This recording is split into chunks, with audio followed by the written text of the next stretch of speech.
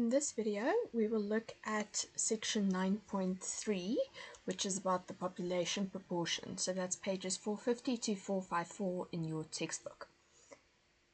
Now, in this section, there are a few things that you need to master. So you need to be able to apply and identify large sample and small sample tests.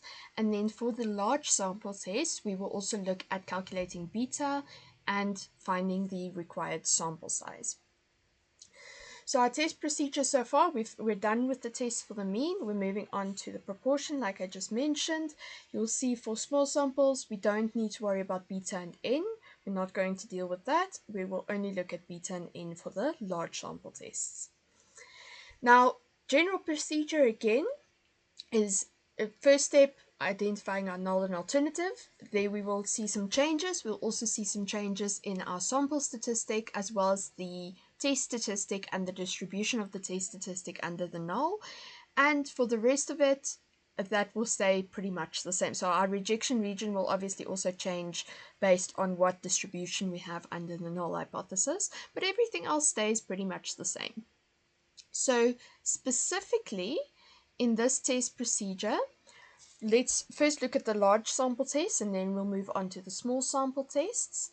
So for large sample tests, again, our step one will have to do with proportions now. Then for the second step, our sample statistic will now change from x bar to p hat. So remember, p hat is just the number of successes that we observe in a sample of size n. So you have x over root n. So x is the number of successes divided by the sample size n. And then we will need the sampling distribution of the proportion, the sample proportion. And here we are using the central limit theorem again. So if we look at our test statistic, then Z is going to be the sample proportion minus the proportion under the null. And you will notice here that something different is happening. So we haven't had this before. Our standard error under the null hypothesis will now be calculated with P0. And we'll look at that a little bit later again when we compare it to confidence intervals. Now this test statistic has an approximate normal distribution, an approximate standard normal distribution under the null hypothesis. Now, like I already mentioned, this is for large sample tests. So what is a large sample? So let's remind ourselves of that. If you go back to page 395 in chapter 8, you will see that we use the criteria to decide whether something can be approximated, a binomial variable can be approximated by a normal distribution, or at least the proportion for that binomial variable. And the criteria we used was that n times p and n times 1 minus p must both be at least 10. And we use that same criteria, or a very similar criteria, in this chapter. So here, instead of just using p, because obviously p is unknown, we are going to use n times p0. Now, in our in our test, we will then need our decision rule. So again, alpha will be given. If we don't give it, then you can just assume it's 0.05. And then our rejection region, because our test statistic is approximately standard normal, we will again get our critical values in the same way from the standard normal distribution. So now our test statistic calculation, very straightforward. We just plug our values in. And here you will notice that the way we've written our test statistic in step 2 and 3 is pretty much the same. The only difference is in step 2, we had Z with a capital letter because it was an unknown value. And in step 3, it's written with a lowercase z. The rest stays the same. We don't write P ever with a capital letter P. That's not something that will happen. So here you can relax. It's just your value here, the Z, that you need to worry about whether to write it with a lowercase or an uppercase. And then we'll do our decision and conclusion the same way as we did before. So assumptions that we have here is just that we have a large random sample. And by large, we can check if something is large by saying n p0 and n times 1 minus p0. And both of those should be at least 10. So that is what we mean by large. So it's not greater than 30 or greater than 40. it is that we expect at least 10 successes and at least 10 failures, because that's all this is. Remember, n is our sample size, p naught is our hypothesized proportion, and if we multiply them together, we get how many successes we expect. And the same thing here, n times 1 minus p naught, or let's call it q naught. N times q naught is going to be at least 10, means that we expect at least 10 failures. Now let's look at an example to explain all of this. So we have here example or question 38 in your textbook. A random sample of 150 recent donations at a blood bank reveals that 82 were type A blood. Does this suggest that the actual percentage of type A donations differs from 40%, the percentage of the population having type A blood? Carry out a test for the appropriate hypotheses using a significance level of 0.01. Would your conclusion have been different if a significance level of 0.05 had been used? So we'll do all of that. So let's start by first writing down what our variables are. So we know here x is the number of type A donors that we get, and p hat is going to be the proportion of type A donors in a sample of 150. We could have actually written there for x as well, it's in a sample of size 150. So it's the same sample. The one we're just looking at the count. For p hat, we're looking at the proportion. Now, in this question, we are given this information here. There's a 40%, there's a value of 82, there's a 150. So those are all the values I can see, and then there's two significance levels. So let's just summarize that for ourselves. We know that the proportion that we're interested in the population is 0.4. X is the number of successes we observed. So success in this case is defined as the number or a success is if a person is a type A donor, and we observed 82 of those. N is 150, that's just our sample size. And then we can calculate p hat from that. So p hat is 82 over 150. Now, we could go and write that as a decimal value, but you'll see that if you do the calculation, it has a lot of decimals, and I don't want to round in between steps, and I don't want you to round in between steps either. So we'll always just, if it's not a nice fraction, then we'll just keep it in fraction form, so that it doesn't influence our calculations in between. Then we should all get to the same answer. Now we know in our population, P is equal to 0.4. So 40% of people have type A blood. And we now want to answer this question. Does this suggest, the sample evidence suggests that the actual percentage of type A donations differs from 40%? So that differs tells us that our alternative should be not equal to 0.4. Now, can we use the large sample case here? So let's first check that. So we will calculate n times p naught. That's 150 times 0.4, which gives us 60. And if we do n times 1 minus p naught, we get 90. So the first one is greater or equal to 10. This one is greater or equal to 10. So we know that we have a large sample. So the central limit theorem applies, and we can use this test statistic. So our test statistic is going to be z, which is p hat minus p naught over the standard error under the null hypothesis of p hat. So if we look at our graph, we said that we're going to use alpha equal to 0.01, and then we'll look at 0.05 at the end. And because we have a two-sided test, we are going to have two rejection regions. So we go to our tables first, and we want to go and work with 0.01 first. So we are going to look at this one. Now, because it's a two-sided test, we know we need to split alpha into the two tail ends, so that together we end up with 1%. So that means we're looking for a tail end of 0.05. So in our first table, table 4.1, if we use that, we can find that over here. and you get 2.58. If you had looked in this, I had included the wrong table here, so let's just ignore this one flat out, but you would have seen that you also would have ended up between two values.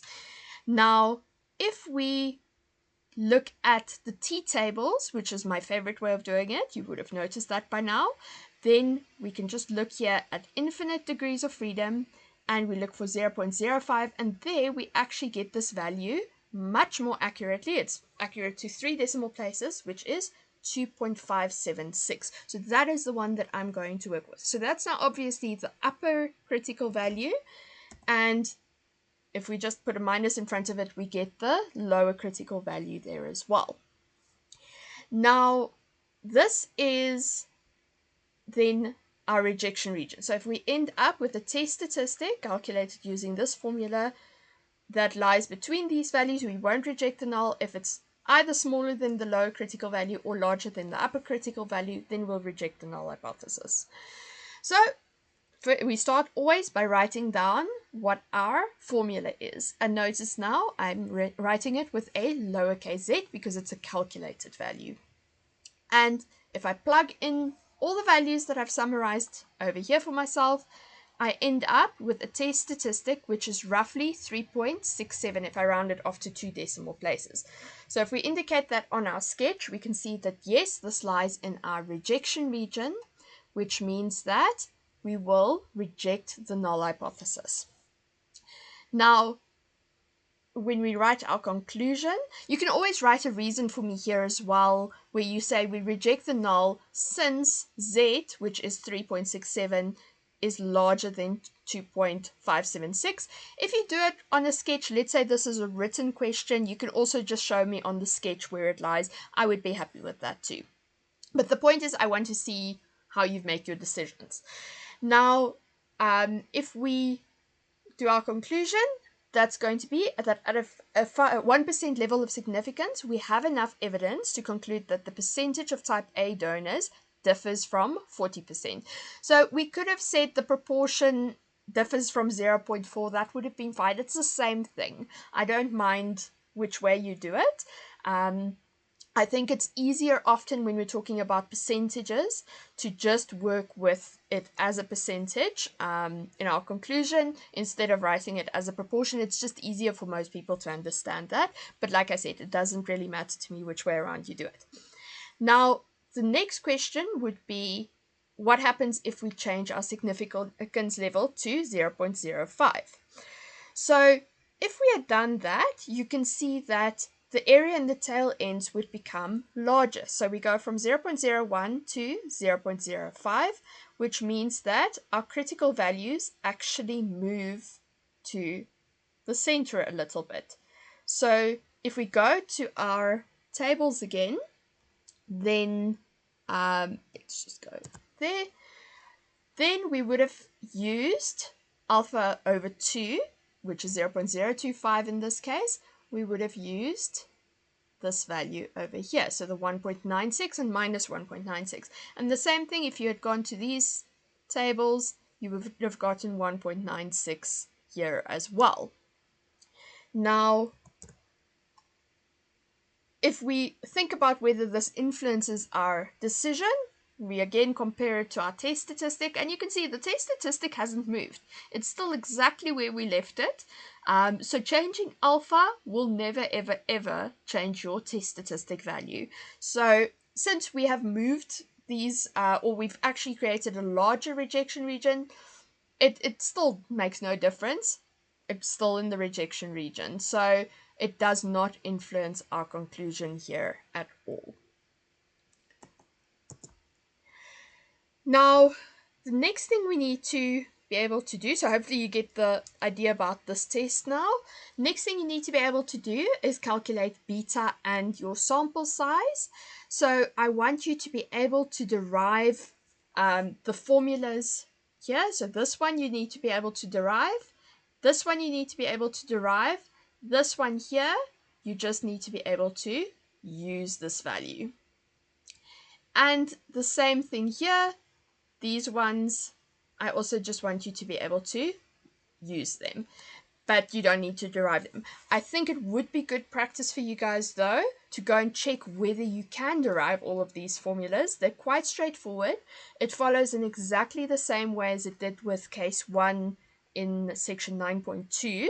So you can use the same logic, and if you can do that, there is literally nothing I can ask you that you won't be able to do.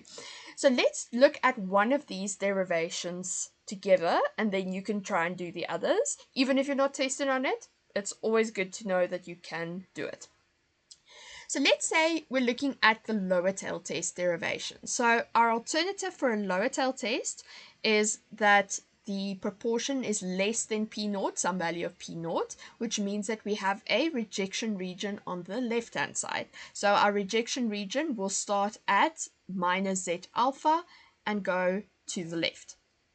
Now, if we want to calculate beta for a given proportion, so remember this P prime just means that we assume under the alternative that P prime is our value of P. So under the alternative, we have that P, not rho, P is equal to P prime.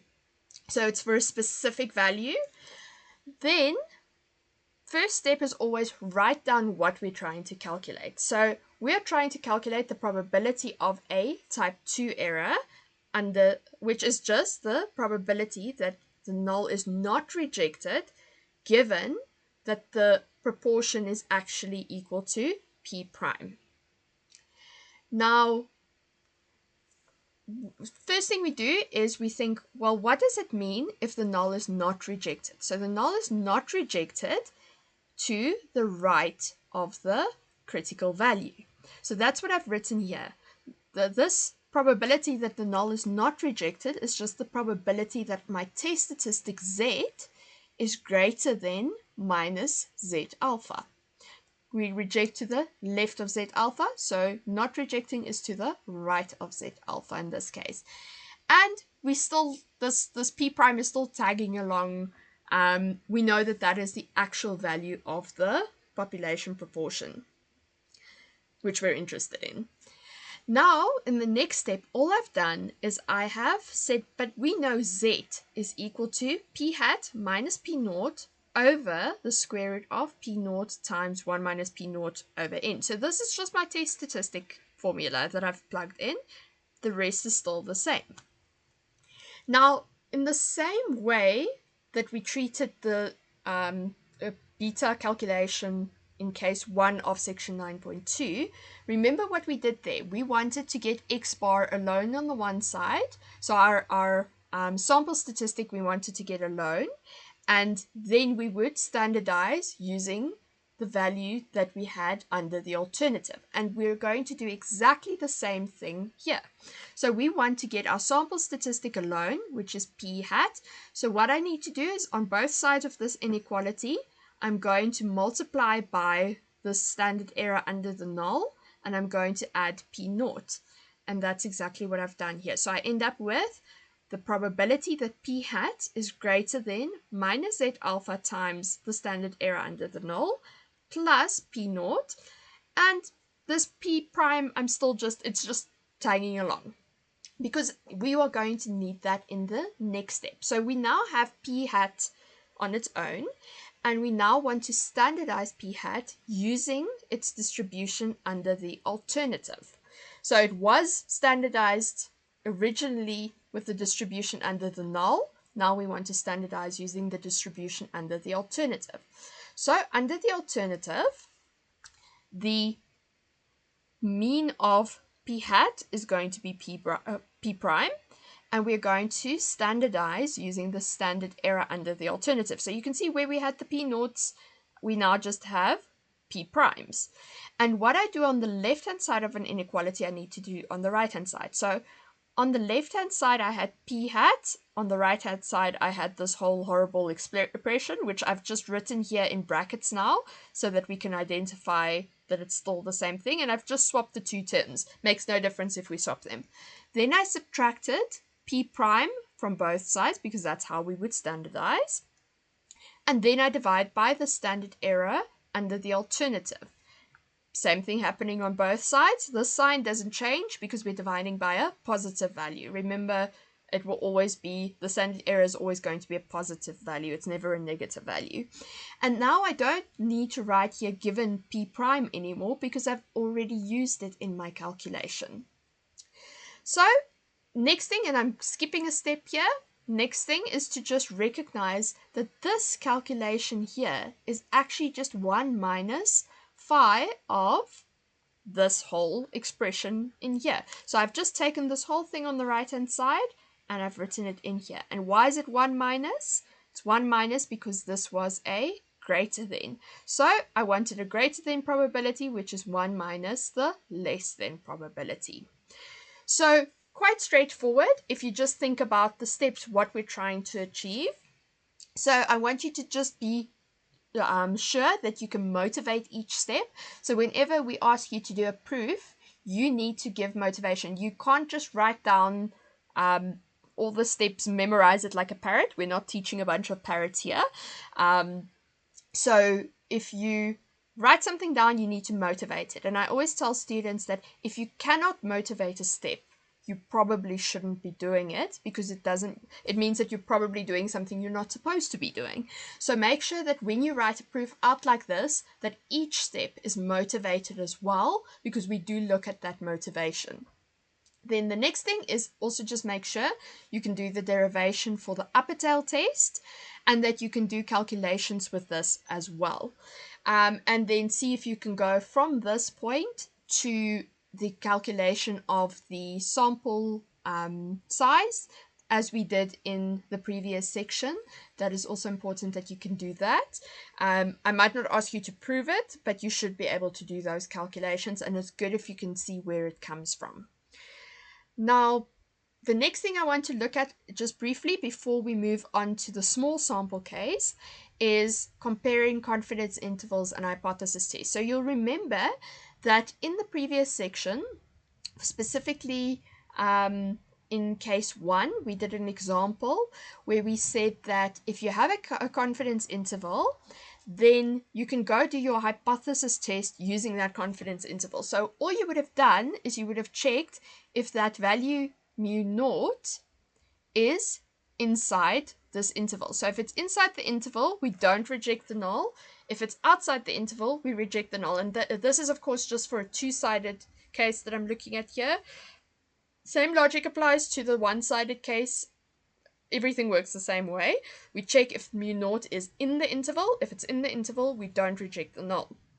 Now, what I want you to notice here is if we do a confidence interval for the mean, we are doing that interval using the standard error of x bar, which is sigma over root n. And in my hypothesis test, when I calculate my test statistic, I'm actually doing my calculation here using that same standard error.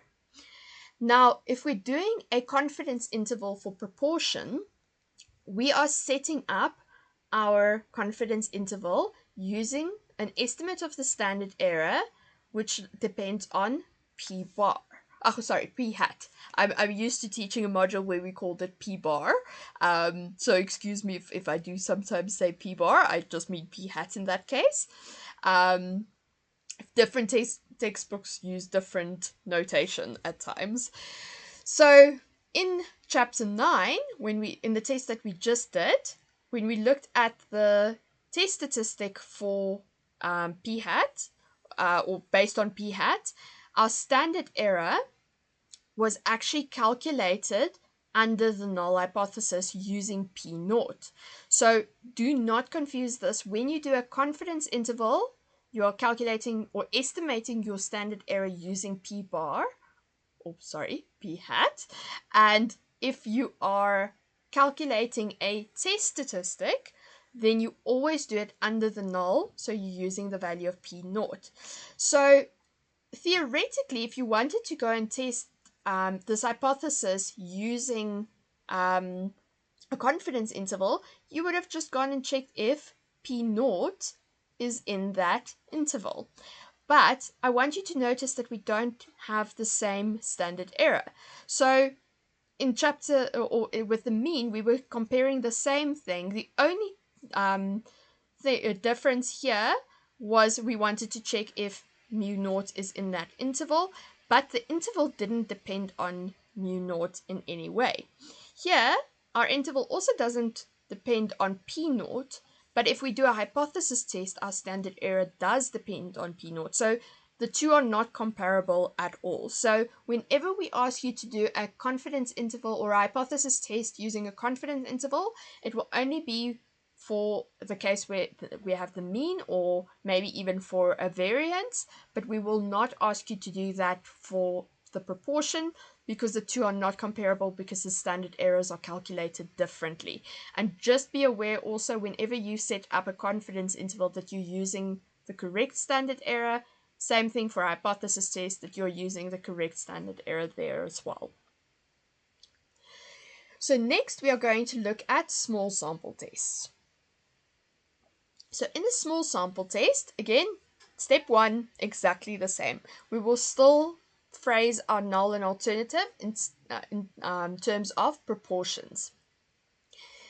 Now, what is a small sample, you may ask? And again, we refer back to the rule that we had just now. So if we had n times p naught at least 10 and n times 1 minus p naught at least 10, both of those have to be true, then we have a large sample. If one or both of those conditions are not met, in other words, if n times p naught is less than 10 and n times 1 minus p naught is less than 10, or just one of these two is less than 10, then we are dealing with a small sample.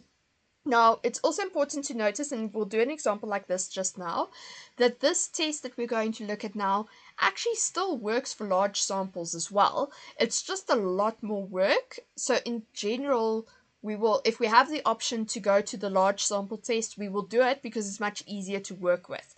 But we can tell you for any sample size really to go do the small sample test, even if it's technically not a small sample anymore. Now, how we will do this, and you've already kind of seen this kind of test, we will use our sample statistic x. So in the previous one, remember we used p hat. Now we are just looking at x. So x is the number of successes. We're going to leave it as a number, a frequency, not as a proportion. And we know that under the null hypothesis, x is going to have a binomial distribution because we're just counting the number of successes, with parameters n and p naught. So our decision rule now looks really, really complicated, but we'll do an example. And if you think about these rules, it's actually not too difficult to understand. So basically, let's look at the first one. If we have a right-sided test, or actually let's look at the second one first. I think that's the easier one to start with. So our rejection region for a left-sided test will be rejecting the null hypothesis if our number of successes that we observe is less or equal to some specific value. And we choose that value by saying that the probability of observing something less or equal to that value, which is just the binomial probability, must be less or equal to alpha. So we will go look for a cutoff point so that the probability of you falling into that, or the value falling into that rejection region, should be at most alpha. We don't want to exceed alpha. Remember, alpha is the probability of a type 1 error, and we don't want to exceed that chosen level of risk that we're willing to accept. So in the same way, if you look at the first one now, this just says we will reject the null hypothesis if x exceeds some value. So it's some value here on the right-hand side. And we again choose that so that the probability of exceeding that value should be less or equal to alpha.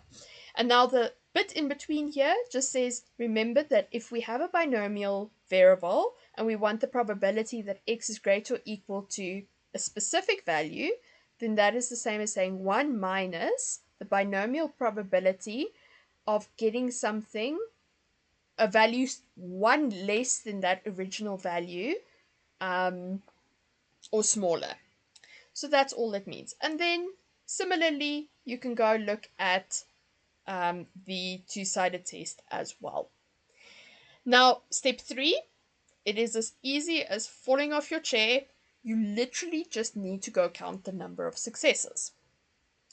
And then step 4 and 5 stays the same. So the only slightly complicated bit that comes into play here is finding our rejection region, and we will look at an example of that now. So let's look at question 42 in your textbook, and I want you guys to first try this on your own and see if you can understand this on your own, and then you can use the video to check whether you are on the right track. Okay, so let's look at what's given. So we've said here each of a group of 20 intermediate tennis players is given 2 rackets, one having nylon strings and the other synthetic gut strings. After several weeks of playing with the 2 rackets, each player will be asked to state a preference for one of the 2 types of strings. Let P denote the proportion of all such players who would prefer gut to nylon, and let X be the number of players in the sample who prefer gut. So I've written that there for us. Our definition: X is the number of players who prefer gut strings in a sample of size 20. And that means that P hat is going to be the proportion of players in the sample of size 20 who prefer gut strings. Then they say there, because gut strings are more expensive, consider the null hypothesis that at most 50% of all players prefer gut. We're assuming they're paying for it themselves. And we simplify this to the null hypothesis that P is equal to 0.5, planning to reject the null only if sample evidence strongly favors gut strings. So we don't have any sample data yet. All we know is that we're using a sample of size 20 and that our hypothesized proportion is 0.5, or our null value is 0.5. And the null is given to us. So first thing we might want to do is check, is this a small sample? So if we do that calculation we did before as well, we end up with NP and N times 1 minus P naught equal to 10. So technically we can do a large sample test here, but let's say we're not quite comfortable with it. It's too borderline for us. We prefer to do the small sample test here.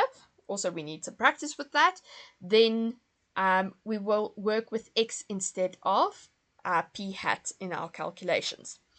Now, first we need to decide, is this a left, a right, or a two-sided test? So if we read the sentence, we said there, planning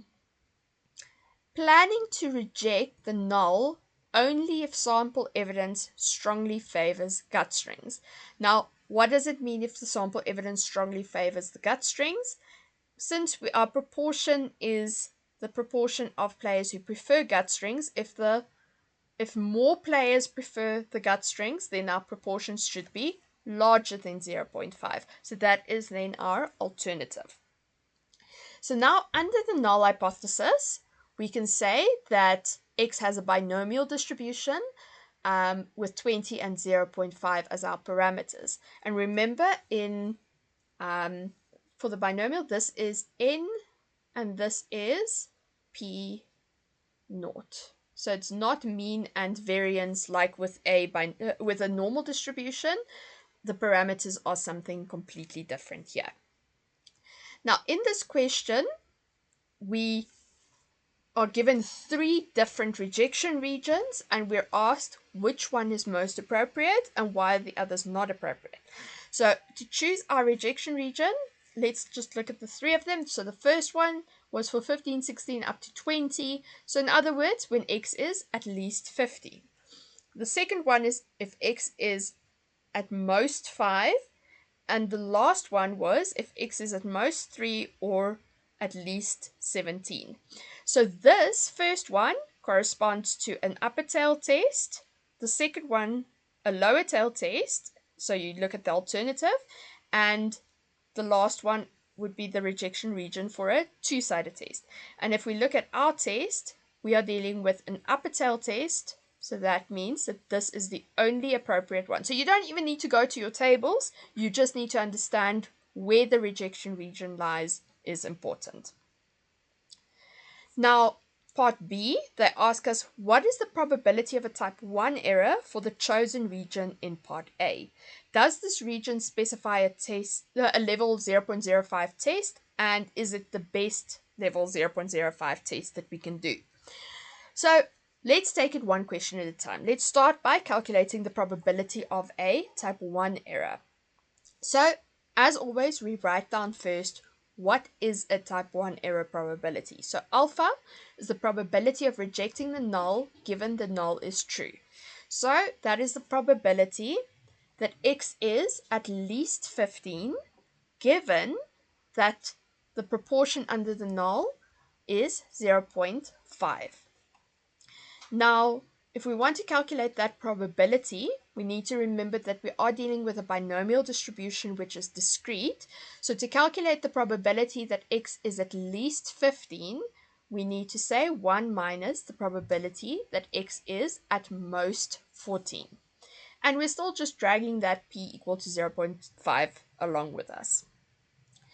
Then next we can go and write that as 1 minus the binomial probability of 14. So at most 14, this is, remember, our cumulative probability. And let's see if I put my tables there. Yes, I did. So we want to calculate B14. And we know here that n is 20. It's a horrible looking 20, but we'll go with it. And 0.5.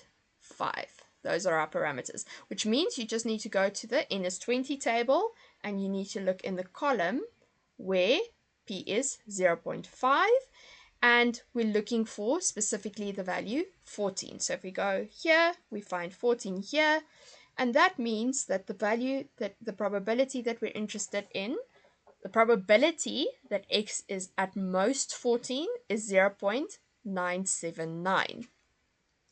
Now, if we plug that in, we end up with alpha equal to 0.021. Now, that is the first part of the question. So we have calculated the probability of a type 1 error given this rejection region of interest. And is this a level 0.05 test? Well, technically, it's a 2.1% significance level. So it is definitely still considered under 0.05. Now, let's say we want to see what happens if we change our rejection region to values greater or equal to 14. So we had greater or equal to 15. Then we can go and calculate this probability, and I want you to go and check that you can fill in the in-between steps and get to the same answer.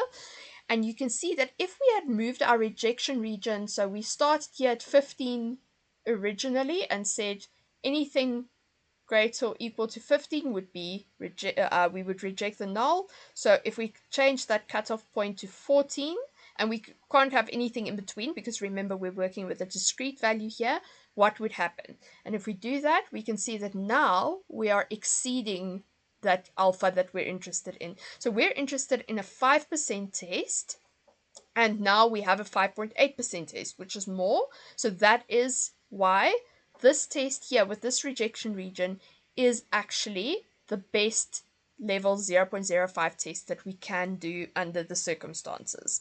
So this would not be considered, if we use the second rejection region, it would not be considered a level 0.05 test anymore.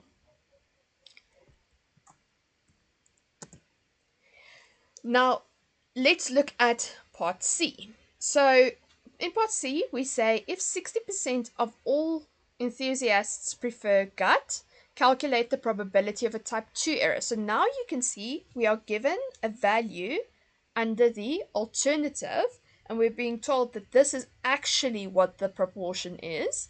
And what is the probability of a type 2 error using this original rejection region that we had. And they also want us to repeat this if 80% of the people prefer gut.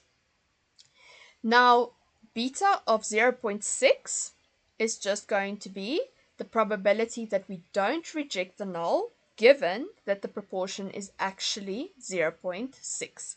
So again, we've just written the definition. Now, not rejecting the null hypothesis means that we're falling outside this rejection region, and that happens when x is less than 15. And we're still just dragging along that 0.6. We haven't used it yet. Now, since it's binomial, we know whether we include a value or not makes a difference. So we will write this as the probability that x is less or equal to 14. And we write that because our tables are cumulative and we need to adapt to that. So that means from our tables, we can just go calculate this value B14 with the parameters 20 and 0.6.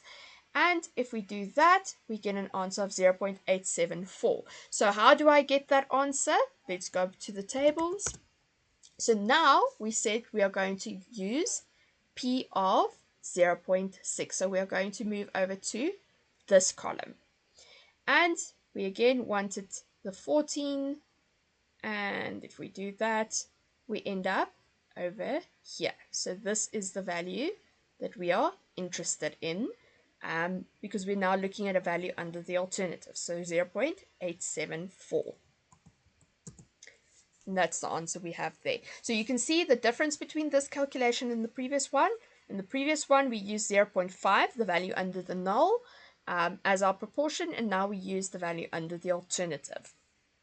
So in the same way, you can calculate beta of 0.8, which means that we assume that the value under the alternative, 0.8, is the actual population parameter. And if you do that, I want you to go write these steps out. You will end up getting an answer of 0.196. So you can see that the further away this parameter is from the hypothesized one, the smaller the risk of a type 2 error becomes. And we saw that in the previous work as well. So make sure you're comfortable with that concept too. Now, the last question in question 42 gives us sample data, and it says if 13 out of the 20 players prefer gut, should H0 be rejected using a significance level of 0.1? Now, before we do the question, I actually just want to talk about a different topic quite quickly. You'll see in one of the following chapters, there will be tests for difference of proportions. And in my experience, students struggle more with proportion tests than they do with the tests for the mean and even for the variance. So when I read this question, I was thinking, well, there's two things here. We're giving people nylon strings to play with and synthetic gut strings to play with. So people might get confused when it gets to the two sample test and might think, oh, but this is two different samples we're working with. It is not two different samples. So we have one group of people. They're all intermediate tennis players, and they get both to test, and then we are interested in seeing how many of them prefer gut strings. So each person, we will look at them, and person one, we will ask, do you prefer gut or nylon strings? And they'll say gut strings, so we know that's a success. Next person might prefer nylon, so we have a failure. So each person is then classified as either a success or a failure, and we move on from there. When we get to the two sample tests, we might maybe have something like a group of intermediate tennis players and a group of novice tennis players, and they all get these two types of strings to use, and we might want to compare if there's a difference in the proportion of intermediate players who prefer gut strings to the proportion of novice players who prefer gut strings. So that would be a two sample case, but we'll get to that in a following chapter. I just want you to recognize here, when we're working with proportions, we're defining what a success is. In this case, it is preferring gut strings, and then for each observation, we'll classify it as a success or a failure, and then we end up just counting the number of successes that we have. Now, in this question, we've been told that 13 out of the 20 players prefer gut, which means that x is 13. And you can go calculate p hat, which works out to a nice number here, 0.65, but we already said that we are not going to do this test with p hat, so we are going to just ignore that value for now. If we were doing a large sample test, we would have worked with that value. We're also told do this test at a 10% level of significance. Now, if we do it at a 10% level of significance, let's first check what our rejection region should look like. Now, since this is an upper tail test, we want the rejection region to be in the upper tail, so greater or equal to some value, and the probability of getting something in that rejection region should be less than 0.1. Now, if I copy my tables here, so let's do it, work from it here, you might go through this and have a look at it and say, oh, well, I think, let's just take a guess and think, well, maybe it's at 13. So what if we used C is equal to 13? What would happen? So we can go calculate this now. 1 minus B12. Remember, it is C minus 1 when we calculate the probability. And if you do that calculation, you end up with 0.132. That is too big. So we want a maximum of 0.1. So that one won't work. So we know 13 can't be our cutoff point. So let's try 14. If we use 14, then we would calculate the probability of observing something in the rejection region as 1 minus the binomial cumulative probability for 13. Again, notice it's under the null, so we're using the 0.5 there. And we end up with 0.058. So that is acceptable. So that means that my cutoff point is going to be 14 because my significance level that I'm using is less than the alpha that we want. So chances are that you'll never find a value which is the probability that's associated with it is going to be exactly the same as alpha.